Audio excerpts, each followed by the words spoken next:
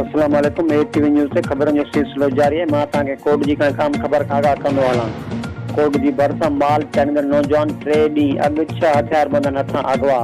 जंग में हथ पैर बदल नौजवान के साथी धरण छड़ाए वरतो। खबर मुजिब कोटी जे गोट अलीदाद राजड़ जे रवासी रजा मोहम्मद वलद अर्ज मोहम्मद राजड़ पंजे गोठान गुलाम रजा राजड़ रुस्तम राजड़ इकबाल राजड़ कादर बेके बेन सां गॾिजी मीडिया ऑफिस में दाइंदे चयो त 3 ॾींहं अॻु मां गोट बारा माल चढ़े रहियो हुउसि। 6 हथियार मूंखे अगवा करे हिकु झंग में खणी विया। जिते हिननि मुंहिंजा हथ पेर ॿधी वात ॿधी मूंखे तशुद करे फिटो करे छॾियो।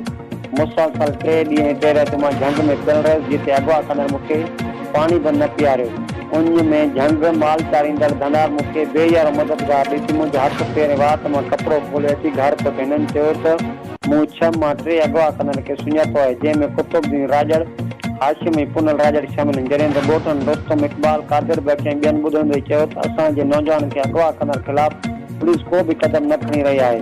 कोट जी पुलिस चए थी त हीअ असांजी हद कान्हे, सोरा थाणे ते वञो। सोरा पुलिस चए थी त नौजवान असांजी हद मां अगवा न आहे थियो, हाणे असां काॾे वञूं। हिननि SSP खैरपुर खां मुतालबो कंदे चयो त खुदा असांजे नौजवान खे अगवा करे तशदुद कंदड़ ख़िलाफ़ गिरफ़्तार करे सख़्त सज़ा ॾिनी वञे। हीअ असां सां इंसाफ़ कयो वञे। कैमरामैन आसिफ लंजवाणी सां गॾु माशूक लंजवाणी, ATV न्यूज़ खैरपुर जी।